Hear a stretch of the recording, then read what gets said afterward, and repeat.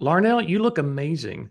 Like I haven't seen you. I haven't seen you in probably 15 years, maybe. I don't Has it know. been that long? It's been Really? a very long time, but man, it's so good to see you. I just need to start this episode of the podcast by saying that you're one of my heroes, bro. I mean, just as a young man coming into Christian music in the early 1990s, late 80s, early 90s, I just looked up to you so much.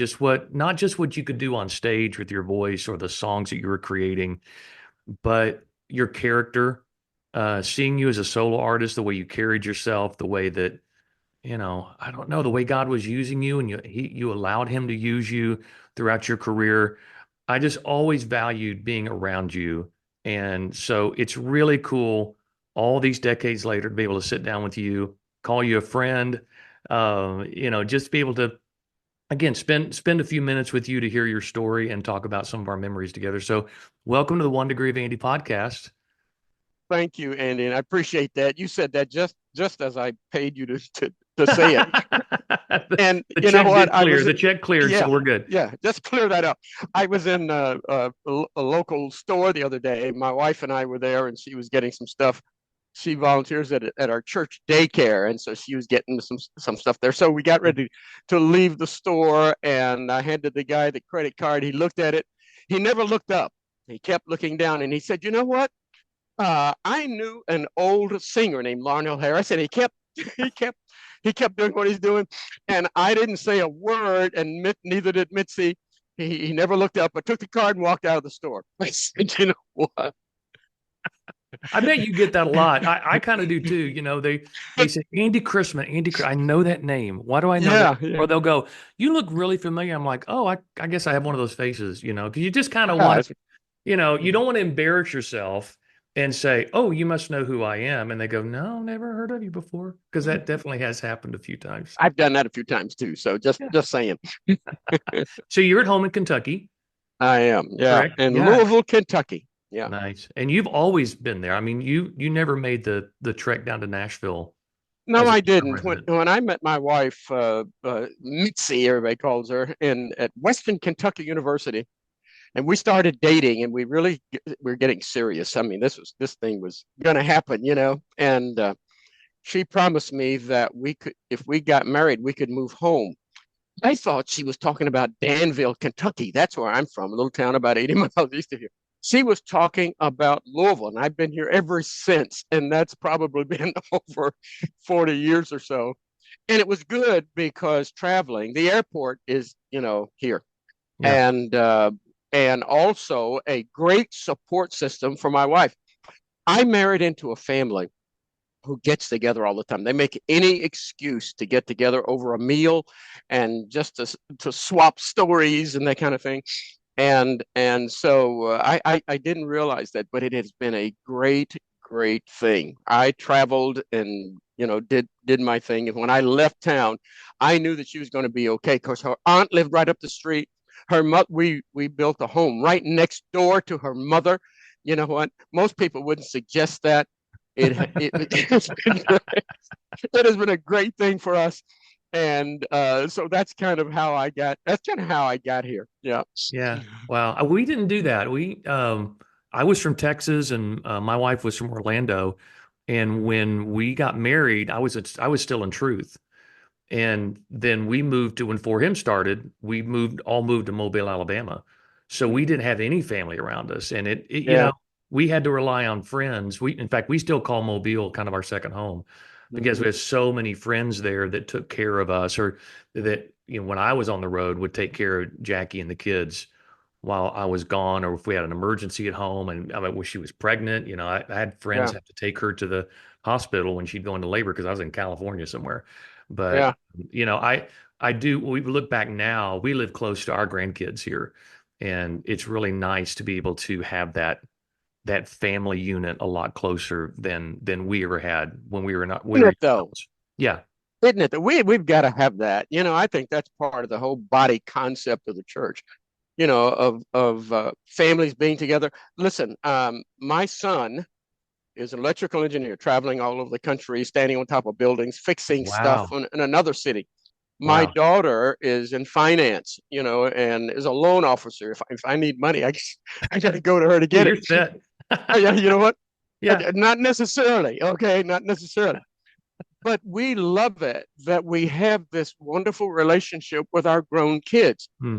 And to the point that, we don't try to run their lives. And I have to tell you, uh, sometimes I think I could probably do a little better, with them.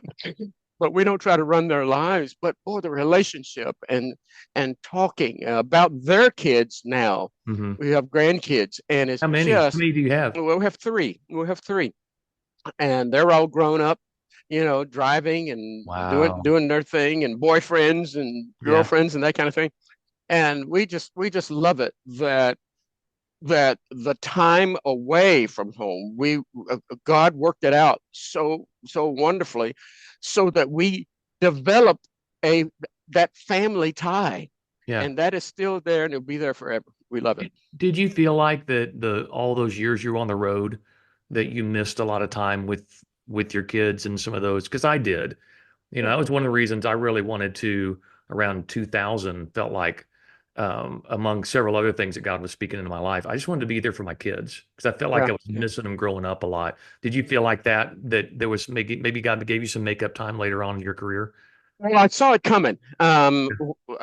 We were married a couple of years or so before we had our first. Uh-huh. Okay, and so I was away when Lonnie was born. He's the oldest, and I walked back into the house after being on the road for probably 2 weeks or something, and I picked him up, and he was all different. He was longer. He was a little Mm. bigger, and I would Mitzi hated this, but I would wake him up and we would play. you know, It'd be 1 o'clock in the morning, Yeah. and we would play, and it was at that time that I decided that I would not be away for long stints of time. Mm. Talked to the office, and I said, you know what? One weekend out of a month, or no more than 4 days at a time, or those kind of things. And I Yeah. that was the wisdom that God brought through my little boy. Mm. And so we began to do that and stick to that. And you know what? I just looked it up because I thought you might ask me how long Mitzi and I had been married. It's Yeah. 51 years. And Wow. you know what? We could not do that apart. So Uh, I wanted my kids and my wife to know that in any given moment, regardless of where I was in the world or in the country, that they were the most important thing mm. in my life. And there have been times when I've driven from, let's say, Detroit to get to a game or something like that. And you know what? It is not the Grammys and Doves and the awards and White House and all that kind of stuff that my kids remember. They simply remember that dad was at the game, Mm. that he was there rooting and yelling with mom. And when we got done, we went out and had a hamburger. That's Mm. what they remember. Yeah. Man, I am so thankful that what we do, which requires us to be away, Yeah. I did not and refused to allow that to destroy my relationship with my family. And I sit here right now talking to you all these years later with grown kids. They are grown. They have kids of their own. They're asking us, well, what happened? How did you handle that with us when when we did that? You know what I'm saying? Yeah. Yep. And I am so thankful that we did not let those Mm. moments go. Mm. Wow. I don't know about you, but my kids never saw what I did as cool or wow, look what dad gets to do. They were never mesmerized by the road life or, any of these great things. It was those times that they remember most of me coming home and being home. Their great memories are not being away, it's being home and Yeah. being a part of their lives in these, again, I just got tired of missing dance recitals and Yeah. t-ball games and Listen, I get graduations it. and birthdays, having to celebrate birthdays 4 days later. Wait till dad gets home, I get it. celebrate your I get it. birthday. And it's it a lot of artists didn't survive that. A lot of artist families didn't No, survive. they didn't. Yeah. You know what? I remember one time, but we're getting ready to have a family reunion, as I mentioned. This bunch is a bunch that love to get together, and I'm ready to go. For a long time, Andy, I lived my life in a state of hurrying up stuff. For instance, I would order something that was coming in, and I'd ordered just for sake of argument, maybe I'd ordered it on Monday, and I wanted it to hurry up and get here because Friday I'm leaving. Uh, You know what I mean? oh yeah, So, I know that life. Yeah. yeah, and if you put that in context and let that be sort of a statement of how things are Hmm. and how they were in our lives at that point, you buckle down and you say, you know what, I don't want to live. I don't want to live my life that way.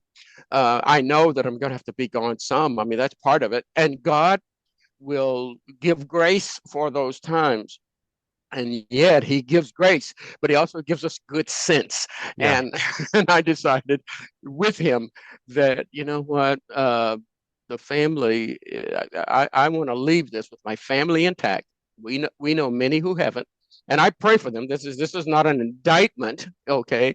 But I just wanted to. I didn't ever take. We took our kids with us sometimes, Yeah. and they've been to Korea and they've been to England and Brazil, and I wanted them to see that everybody didn't have it as good as they had it.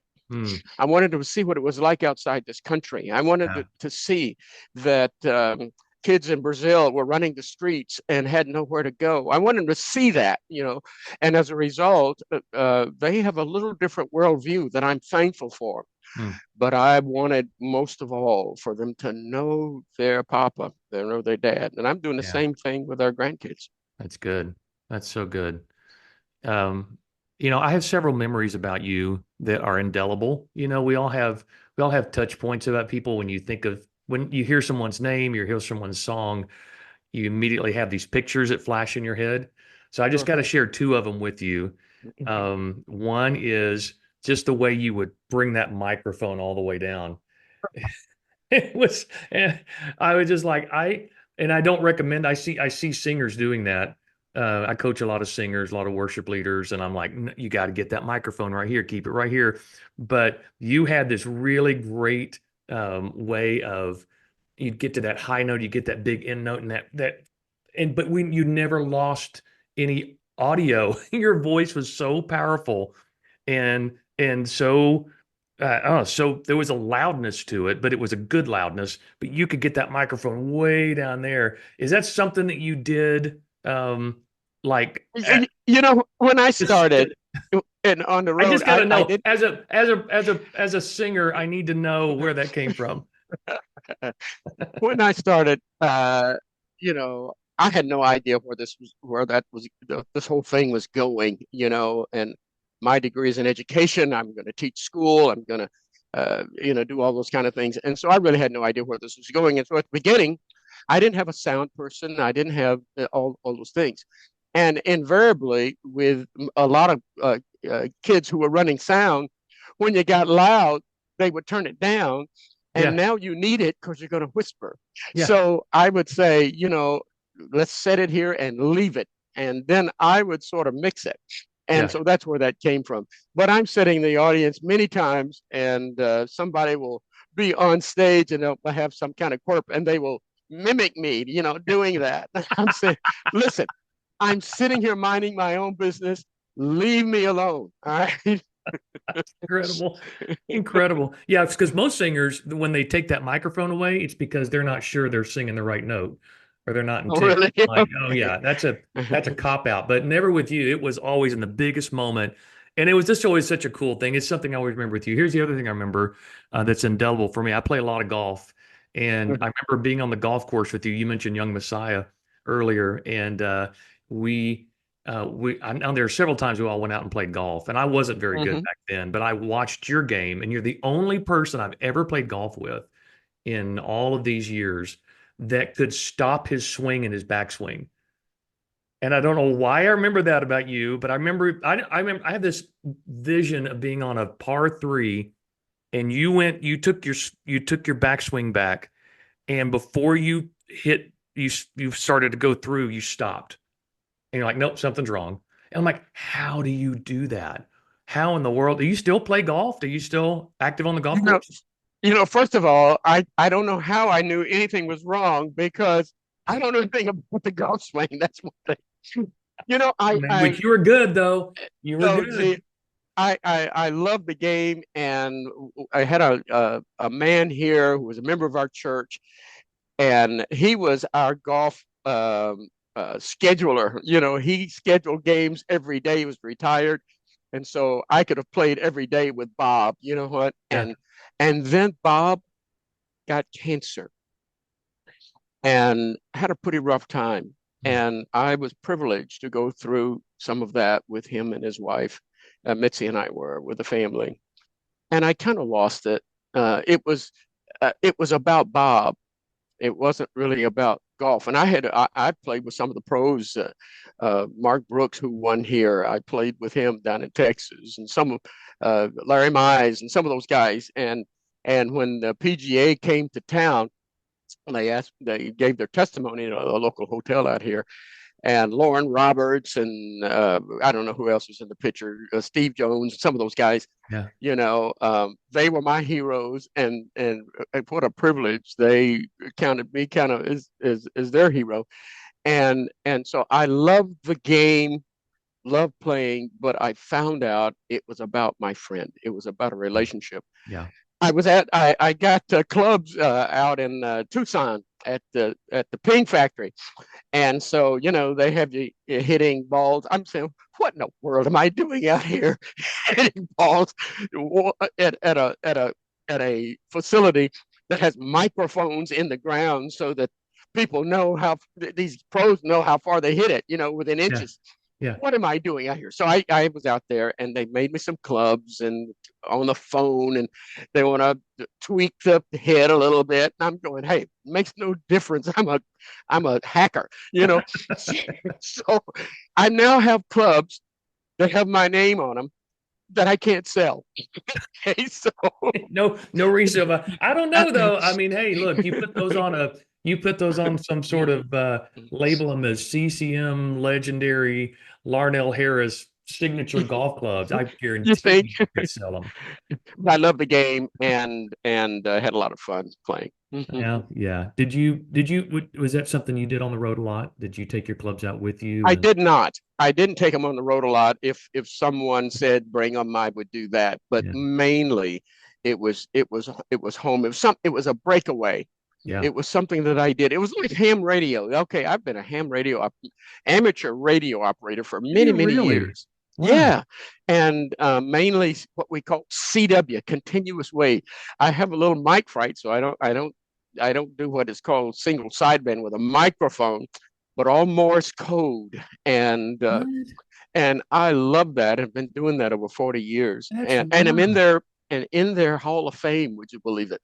So QST, which is our magazine of probably almost 1 million followers, and another magazine, CW, a magazine, have done some interviews over the Yeah. years and put my picture in there Yeah. and all that kind of stuff. No So way. How did you get that into has, that? What you was know, the I impetus for was that?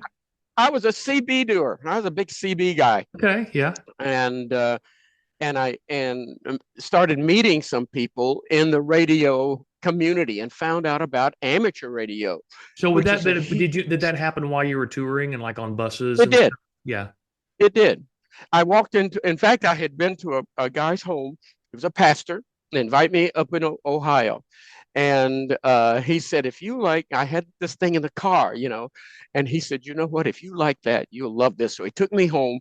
Presentation is everything. Yeah. He opened the door. The room was dark, hit a switch, and all these lights come on with all this radio equipment. And I said, that's it. And I started studying. You have to get a studying with FCC and get a license. And I did that. Yeah. I have an extra class license that is as high as you can get. And it is just a wonderful hobby to communicate with folks. And people have asked me about For Him on there, and they've asked me Really? about the Gaithers. Oh, yeah, there are Wow. many Christian folks who are into this hobby. And I go on, Larnelle, you say, so you send that 4 or 5 times. And I There's did only that one one. time. Yeah, I did that one time. And the guy said, you know what? We're going to have to work on your name. So I use Stu, STU. It's easier, shorter to send. Yeah. But guys can go look you up on something called QRZ. It's a thing online. And when they see the name, they then ask me about the Gaithers. They ask me about Wow. different artists and some of the stuff that I've been doing over the years. So it's been a great hobby over the years. It is still communicating and just a wonderful avenue to make friends in a different venue That's really cool. And all over the world too. all over the world. Yeah, Yeah, that's I wild. have friends in China and Wow. Japan, and all through a little antenna sitting out the back in the backyard. That's incredible. Well, listen, we have to get to your music. And I've been listening to your music all week. Just again, just the flood of emotions and joy of hearing your voice and hearing all these great songs. I mean, how excellent is thy name? I've just seen Jesus. I missed my time with you, which I'll have a funny story to share with you about that. We used to do that in Truth. We used to do your version of Amen in Truth back in the day. Oh, gee, yeah. Man, I remember seeing you for the first time with the Gaither Vocal Band, Mm, and and of course just taking notice of your unique vocal stylings and abilities, and just became a fan at that point. And of course, all the songs you did with Sandy, More Than Wonderful, and I mean, the career when you go back and look at it, it's just like, wow, just so much great stuff. I want to get into all that, but I want to go to the beginning. Can we just go to the beginning of how you knew being a professional vocalist, a professional musician was something you wanted to go after? Because it's not for the faint of heart. I mean, no. and there's not a lot of people that are going to push you towards that. I want to know, like, were your parents in, did they encourage you? Where did you start? I'm assuming you started in church. And I just want to go back to the beginning of your career, and let's see if we can, I want to just take a journey on your as much as we can with your musical career. Yeah. I'm just going to throw this caveat in. New Day Yeah. Distribution has gone back and pulled together all of those old recordings and put them Yeah. together, and they're going to be released today. Okay, the 26th. And I hope that you'll go out and get them. I did my first concert when I was 9 years old in the Wow. First Baptist Church, Danville, Kentucky. Miss Georgia Dunahai played piano, and Yeah. I took piano lessons from Miss Georgia. That woman got on my last nerve. She was a she was a lovely lady. She played organ for our church, and she Yeah. found out that I could carry a tune, and started. So I started singing. Hmm. She would take me to churches and whatnot, and I'm in my little suit and my little tie with the little tassels running down, and that's kind of how it started. And I'd Yeah. be singing "How Great Thou Art" or the Lord's Prayer, and as a boy soprano, that wasn't fun Hmm. because you had to defend yourself. you know. So one day I had a particular skirmish in school, and I write about this in a book called Shape Notes. All these stories, a lot of these stories are in that book, Yeah. which was #1 on Amazon, by That's the way, crazy. when That's it went awesome. out. I So love it. here I am. I'm in school, and at in those days, they could paddle you at school. So we had a particularly zealous principal, and I had gotten into a little skirmish with a boy, teasing you, a girl voice, all that Hmm. stuff. Oh yeah. So here I am in Mr. Summers' office, the principal, and and I think I'm going to get a spanking. And Mr. Summers, old football player, started to sing. And he had the most beautiful high baritone voice. And he was saying to me, and he actually said it, listen, kid, don't don't sweat this. Um, you don't know where this is going to go. And you just keep doing it. And I'm sitting there looking at this guy, and I'm thinking, putting together as a probably 9, 10 year old, if this guy can do it, if he can sing, then I Wow. can. That's not a Wow. problem. And graduated from high school. I love Um, how God puts those people in our lives along the isn't way. that something? Yeah, Almost like signposts along the way to go, no, yeah, yeah, this is yeah, okay. Keep going. yeah. Yeah. And that's what Shape Notes is about. Mm, It is not an autobiography. It's not about me. I was sitting at dinner. I had been given an award down at Frankfurt, the government, governing center of Kentucky. And I'm sitting there with a lady, and she said, well, you're too young to write a book. And I said, well, I am. It's not about me. It is about all those people mm, who took the time and cared enough to speak into my life. And they're all over the place. My first grade teachers, second grade teachers, basketball coaches, mm. music directors, high school. In fact, it was a high school band director that took me to various colleges after, when I was about to graduate. Yeah. And I ended up at Western Kentucky University on scholarship. And this guy went to my parents and said, you know what, I believe your son has something and I want to help. And so it's people like that. You know what, Andy, nobody does anything by themselves. No. We don't do any of this No. alone. And then I met a group called the Spuros Yeah. and started traveling with Thurlow Spur. Uh-huh. Okay. And the What year was Spurlos are that? starting. What year was that when you joined Oh, the gee, Spuros? I don't. It's probably 71. I was out of school, Uh-huh. getting ready to graduate, Yeah. and they needed a drummer, and I didn't sing for 6 months. When I got in there, I wanted to play, and Did they know and you could oh sing?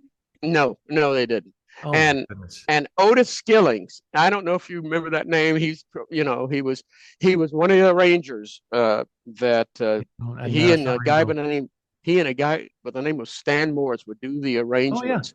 And Yeah. it was really through Stan that I really became a Christian and began to understand my faith, Wow.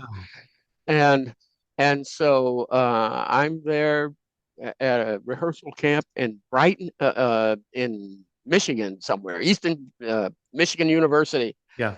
and they brought in a group to show all of us who were auditioning and were there to see what they were doing. And this group not only did great music, but they had wonderful testimonies about their faith. And I said to Stan, I don't know what they're talking about. I don't know anything about that. And he said, uh, you believe that you're a Christian. You remember a time you asked Christ in your life? And I couldn't remember that. Mm. And it was at that camp that I did. I asked Christ to come into my life. And, Wow. and so I said, well, if I'm going to be in the group, I'll be in it. If I'm not, I'll be teaching. And it turned out that I was in it and met Thurlow Spur and started being the Spurlows. And we're traveling all over the country. Otis Skillings came in with an arrangement of Oh Happy Day. It was big at that time. Man, it was all over the radio. And one of the guys that I graduated from school with, he was auditioning different ones to sing it. He said, listen, Larnelle, come sing this. And everybody looked around. I'm on the drums all the time. And they were a little surprised and said, sing this, sing this. And I started to sing it. And that became my song in the Spuros. It was a lot like the group that you were in, Truth, Yeah. Yeah. and so I would be at the drums and end of the program, and they would start singing "Oh Happy Day," and this kid would get up from the drums and Oh grab the man. mic and start singing this, I bet it brought the and house so down that's every how that night. started. Wow. That's how it started. Wow. And then where'd you go from there? How did you end up with the Gaithers? Well, I had been on the road several years. Doing my own ministry. And Yeah. Gary McSpadden, I met Man, he him. comes up a lot in these Doesn't he? conversations. You know Yeah. what? He was the most loving person, Mm. gentle man. I always thought, oh, what a gentle guy, a Yeah. man's man, Yeah. with this gentle persona. And he introduced me to the Gaithers. They came here I sat backstage and watched the concert, met Bill, started going to that deal they used to do in Indianapolis, the Praise Gathering. Yes, I praise started, gathering. Uh-huh. yeah, I started going up there and meeting them, and Gary started talking about the vocal band, Hmm. and so I was part of the vocal band. And you know what? It was more than music. I needed some camaraderie that I wasn't getting. I was traveling by myself Yeah. and finally had a sound guy and some other stuff. Start meeting some people in the business. I didn't know anything about it. But those guys were brothers to me. And Mm. it was a group made up of guys who were doing their own thing and coming together to do the vocal band. And it was a great time in my life. So it was And you, Gary, um, Gary, Bill. Michael English was there for a while. Came in Oh, right. while I was there. Wow. Um, Wow. What a um, and powerhouse set of vocals there. and that was the first group, I think. Yeah, Yeah. So when was loved Steve? it. No, I had Steve Green on just a few episodes back. Was Steve a part of that before or after? Was he just He part of would have been just before me, and I think Yeah. that as when you mentioned Steve, I think he was leaving, Okay. and that opened up a spot for me. And I didn't know Steve very well at all. Really didn't know a whole lot about the vocal band, and I knew Bill based on songs, that I'd Yeah. heard. And again, my link was Gary, but I believe I was going in to take Steve's place, and Steve was Yeah. going out on his own. Praise God, he did that, Yeah. because boy, some of the things that he has sung, I probably wouldn't get through my day without. But that's how I got there, and we started in. Wow. Wow. And you just became a fixture on the Christian music scene after that. So how long were you with the Gaithers before you went out and did your own thing again?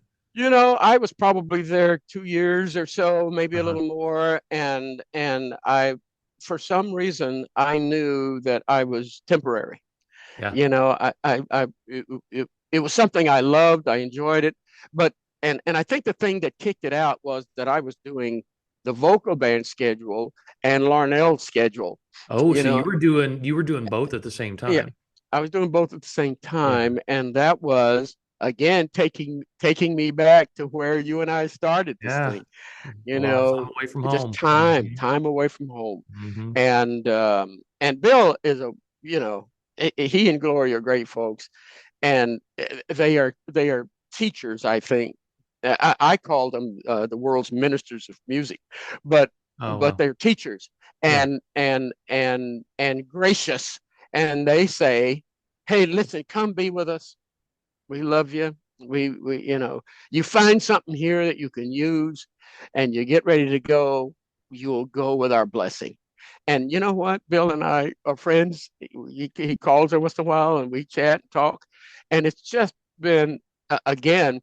I I would I would be devastated getting out of some of these times that I've been able to spend with other artists and not come out with something more than music. Mm.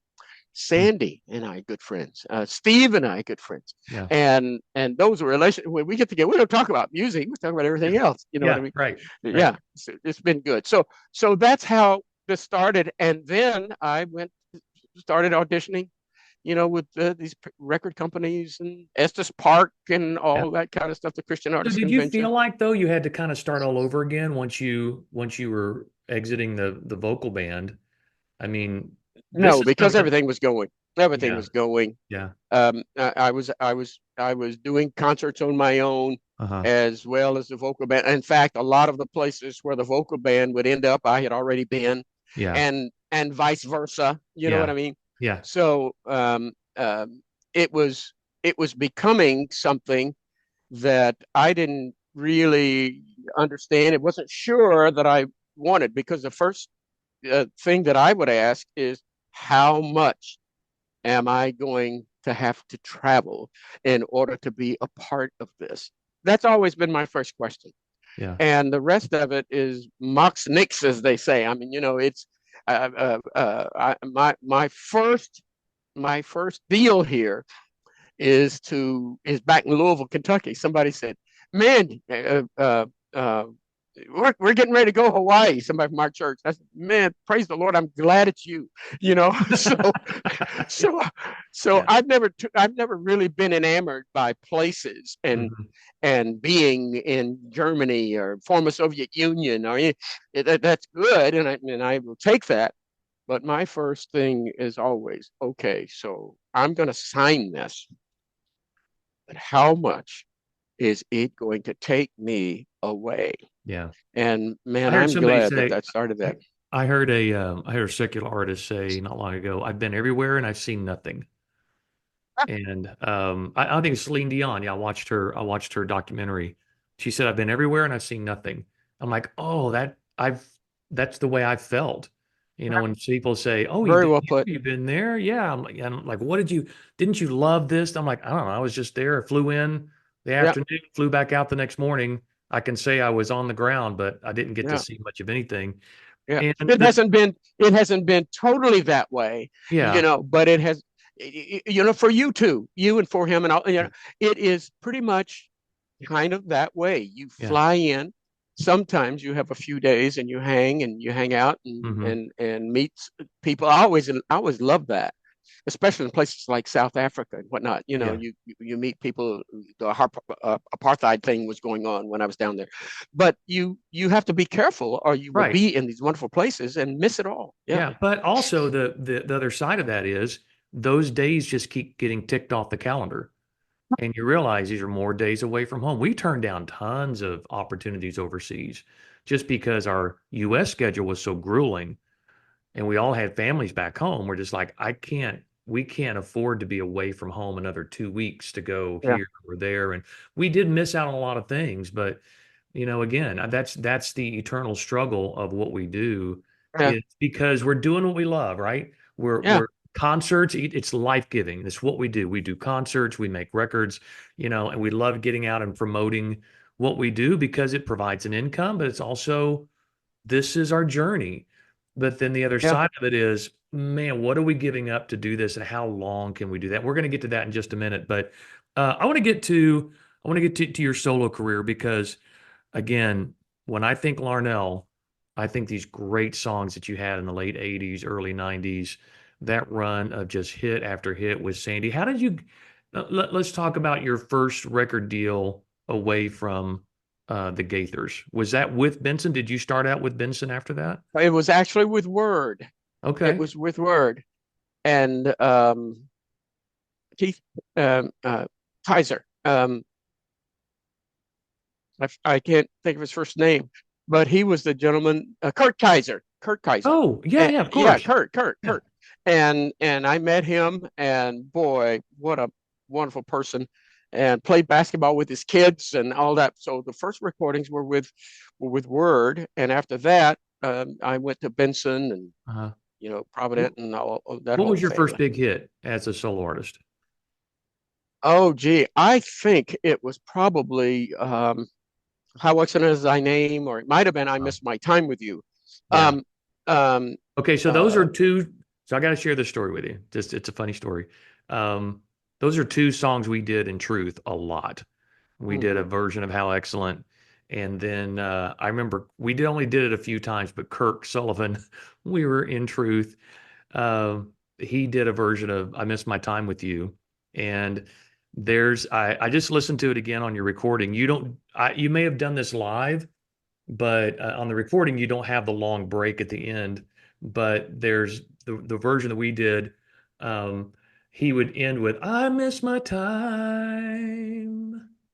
He'd go silent with you, Yeah, and we finish yeah. up, the band would finish, and but Kirk, I know you know Kirk, and I love him like a brother, but he would just lose himself every once in a while. And I remember one night he sang I miss my time, oh, oh, with you, and the band fine. It's like, Yeah. oh no, where are you going? And we knew it as he was going. We knew he had lost track of what key he was in, and we were just all kind of waiting like, oh, this is going to be awesome. We're gonna really get on to him after and tease him after the concert. We did for years. In fact, to this day, you go up to anybody in Truth that was in that group at that time, and all you have to sing is "I miss my time," and they'll just go off on their own little version of going into the wrong key. And I just want to thank you for that because Oh, gee. without some of those really great songs that we mentioned earlier, those were songs that were really important to us and for him. Well, I'm glad to Or hear in that truth, rather. you guys were doing that. That came about very honestly. I had done a Billy Graham crusade, Yeah.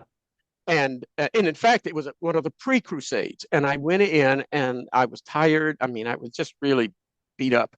And one of the sessions I was in, the guy said something about being so busy, and yet what is happening in your life? What is going on? And boy, this is right where I was. And Hmm. I came home and I set out the piano and I started to play, and that came out. And I had always known that I needed to be where God could do his work in my heart and in my life. But I didn't understand, I really didn't get or think about the fact that when I'm not in the word, when I am, and you get busy, you know Hmm. what? That's right. In the forces of darkness, the first thing that goes is your Bible and your Yep. time with the Lord. And that had just gone. Okay. I was performing and I was singing high and doing the mic thing and all that. But the rest of it, the stuff that really counts was lacking. And Mm. man, it broke my heart. And I sat down and I thought about how God misses me when I'm not with him, It's when true. I when That's I so don't true. have him. Yeah. Yeah. And so I know that I'm to be someplace where he can impart stuff in my life, Hmm. but God is a God of love and grace and fellowship, and he missed me Mm. when I wasn't taking the time to be with him. Wow. And that's how that song came about. And it turned out that radio folks, pastors, ministers of music, people around the world heard that, and they identified with Mm. that concept, Yeah. and that's how that song, Yeah. um, that was the basis of how that song came to be. That song still speaks to me. Again, just listening to it this week, just Oh, like I have trouble I listening think to it. that's Yeah, one that that I can really even relate to at this age. It's sure, timeless, sure. and you don't think about God having emotions. You don't think about God having, so sometimes we get so busy in our own thing, we only think of God as the ruler of the universe. We don't think about the Yeah, emotions that he has. And one of those is that he wants to be with us. He wants as much as we need to be in his presence, he wants to be in our presence as well. And that's that's how the it started. beauty of it. Yeah. Yeah, that's how this started. You Yeah. know what? Walking in, you know, we get creation is a wonderful thing, but within that, God walked in the garden in the cool of the day with His Mhm. creation, and the Bible says that was good.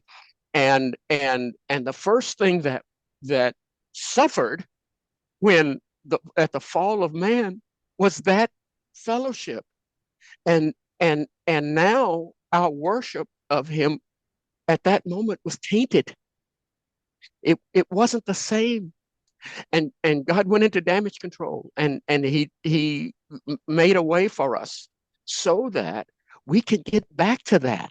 Yeah. And through Jesus we can get back to that that fellowship with God. We can do all these other things, but he gave us the opportunity to put ourselves in the place where he can do his work in our hearts and in our lives. And that is the basis of everything we do.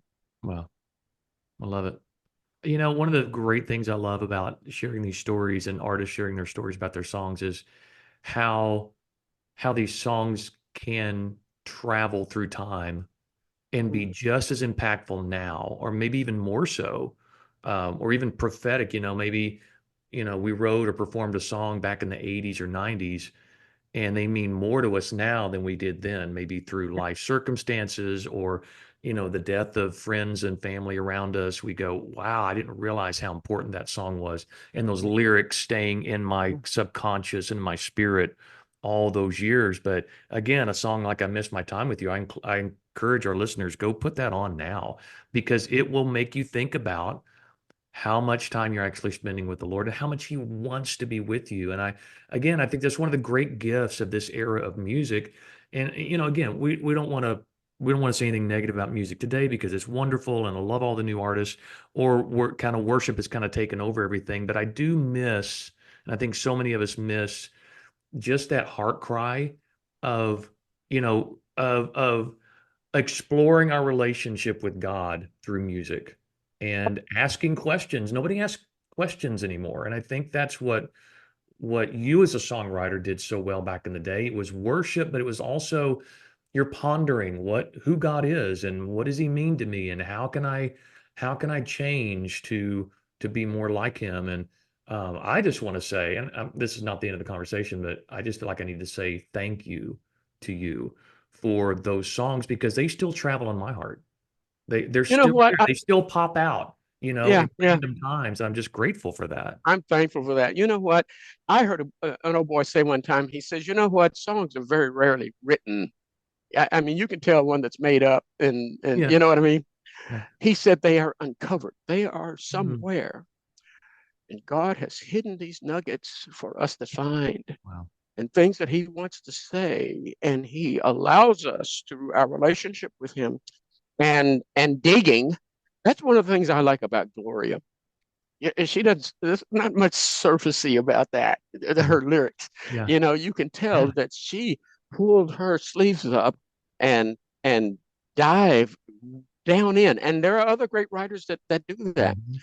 These things, I believe, are songs and ideas that God wants to get out, and He puts us in the place when we allow Him to really pierce our hearts with his grace and with his Yeah. peace and with his love. He allows us to find him. Yeah. I, and that is beautiful. And so I think a lot of us have some copyright issues here, and and we're gonna need to pay up. You know what I mean? And Yeah. and God says, no, never mind, never mind. There's Jesus, and it is okay. The bill is paid. That's good. How did you meet Sandy? How did that relationship start with all those great songs? I didn't know Sandy other than hearing her.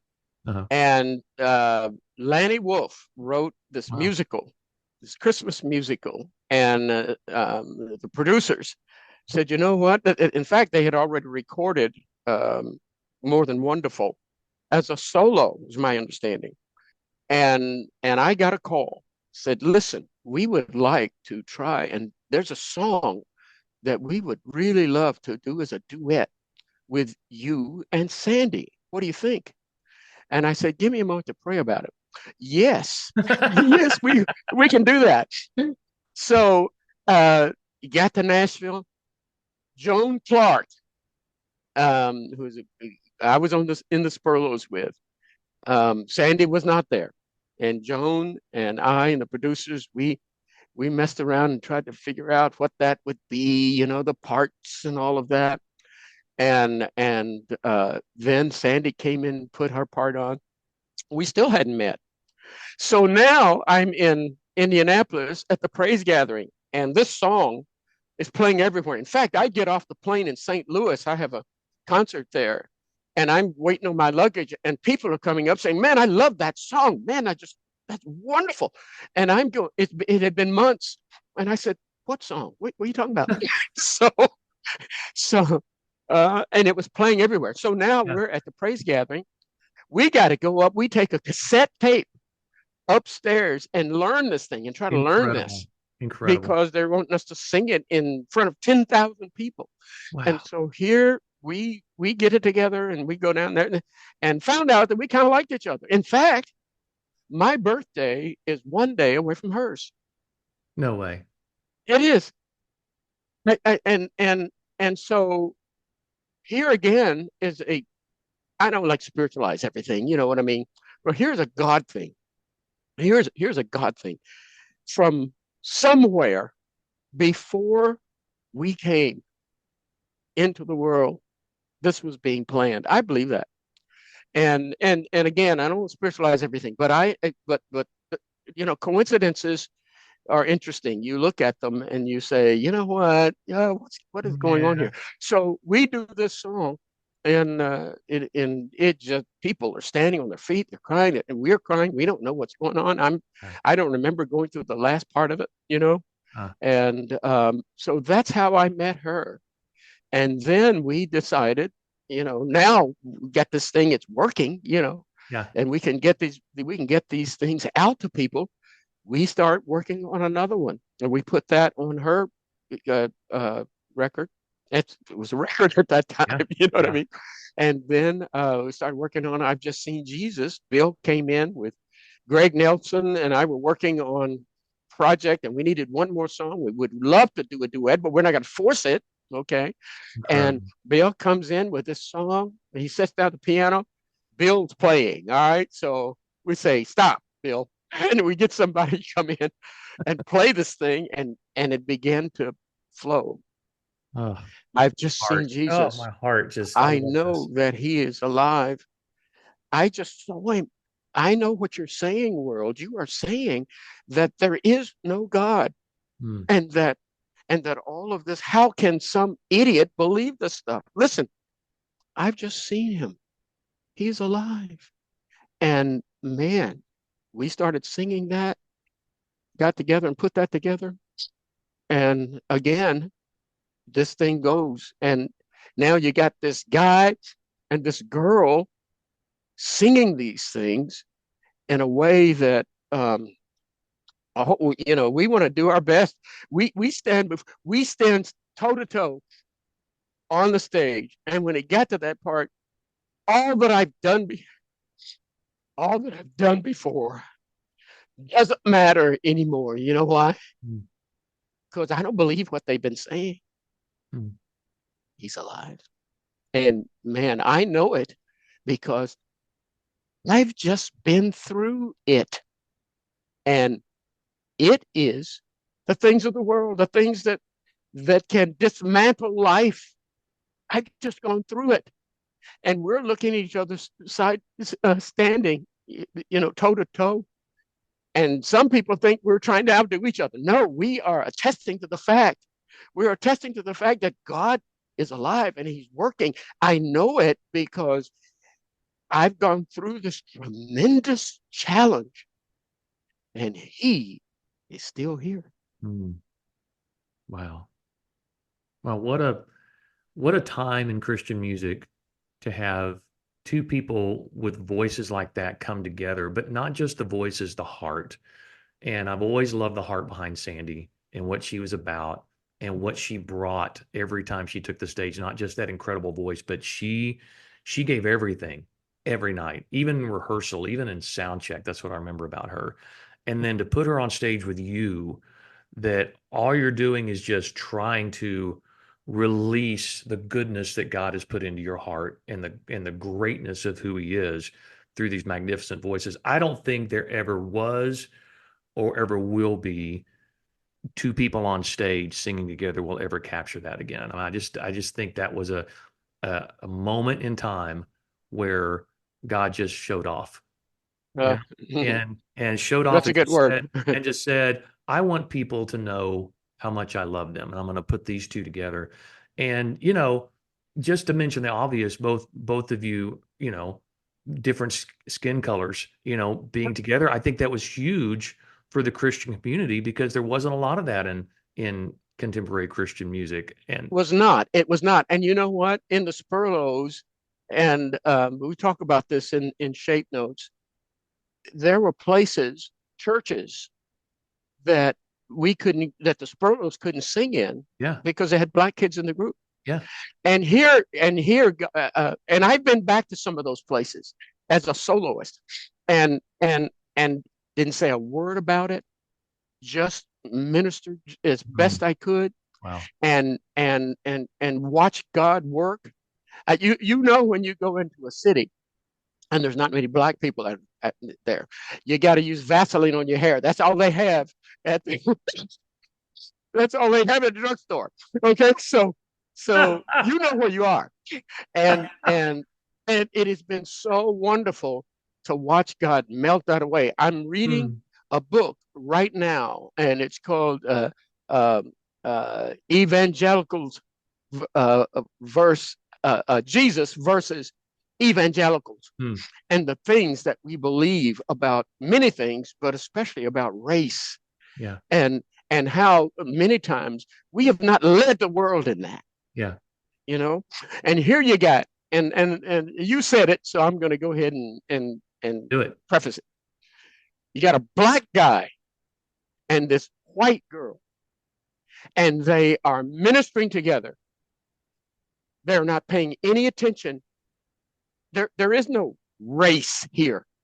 There is just this this idea that we want to get across that hopefully will help the racial issue as well. God is he doesn't just do one thing. He does a No, lot of stuff. right. That's right. He does, and it's all new. It's all stuff that we wouldn't do. Yeah. And somehow he figures out a way.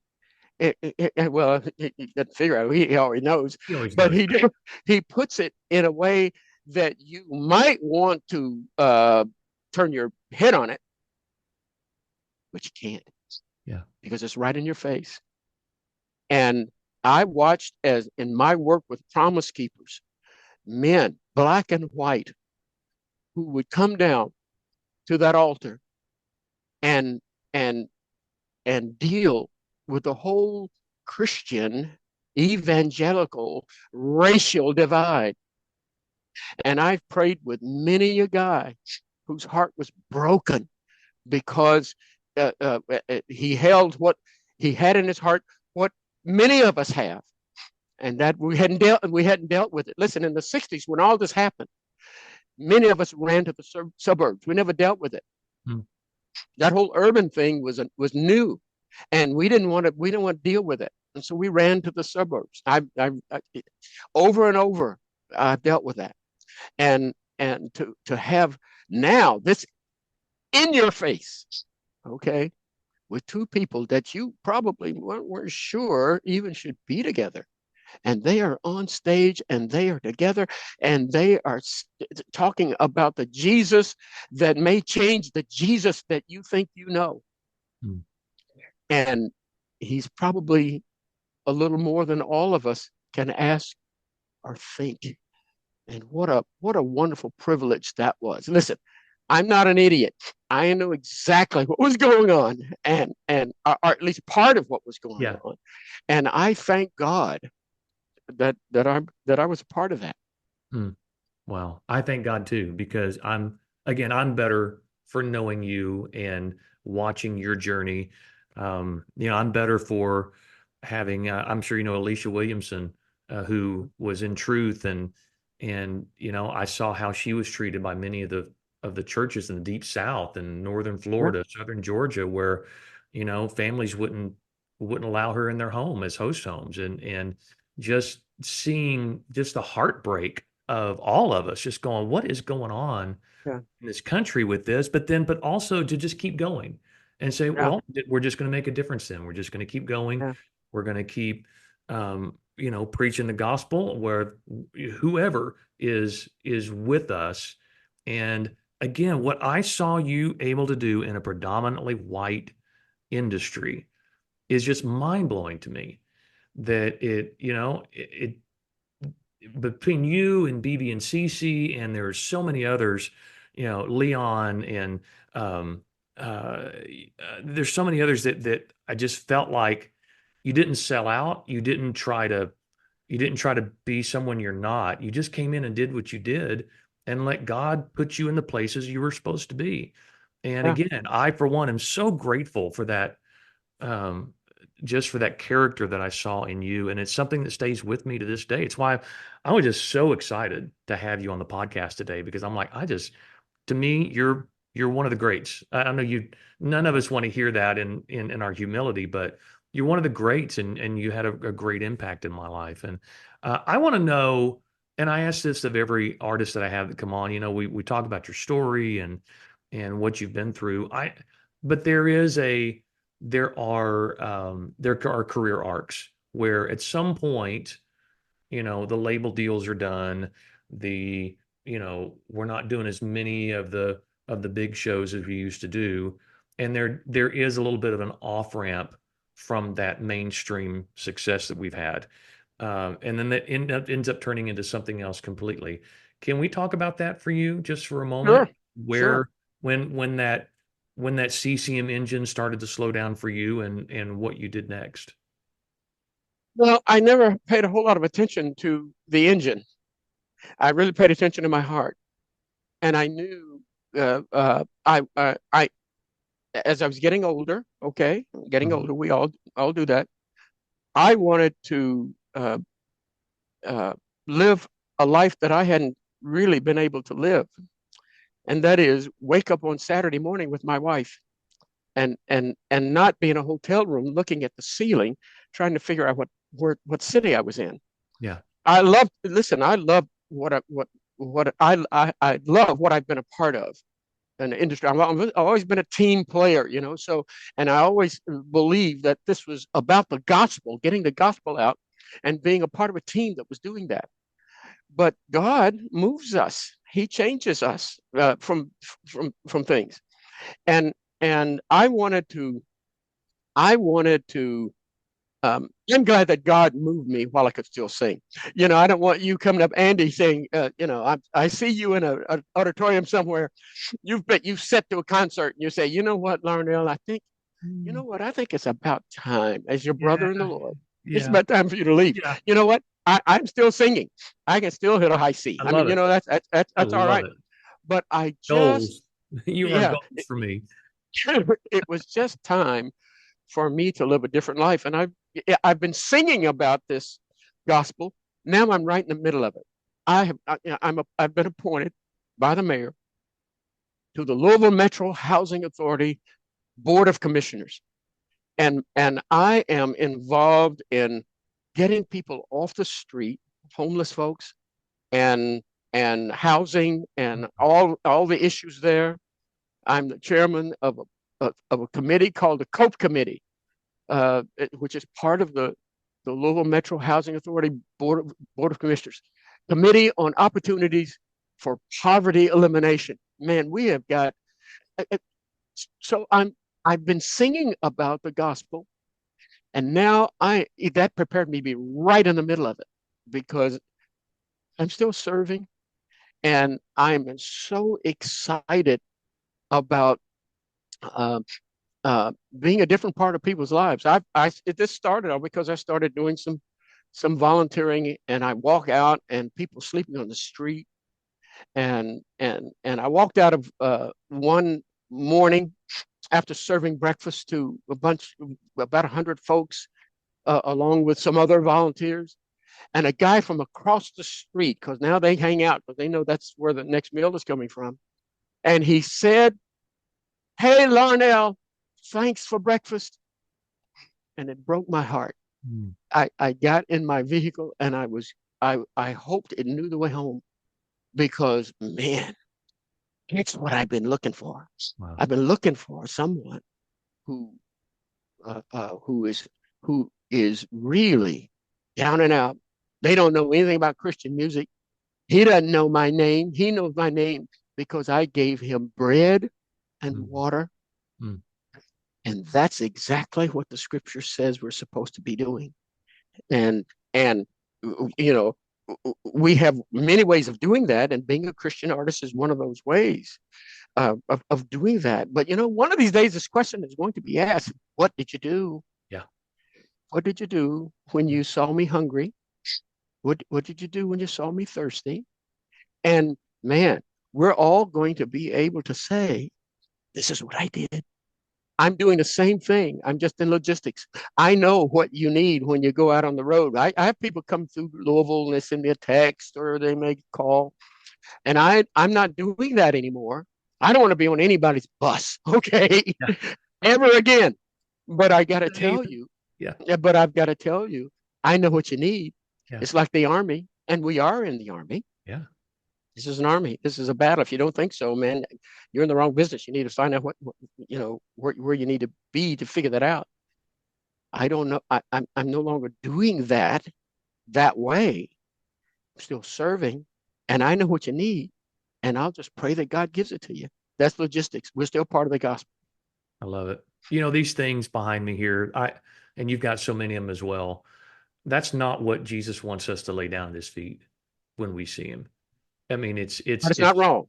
it's not Yeah, yeah. wrong. No. And No, that's no. the reason they're on my wall is because I'm Yeah, grateful for it. yeah. I know this is something that God blessed me with to be able to serve him and to get my feet into ministry and to preach the gospel.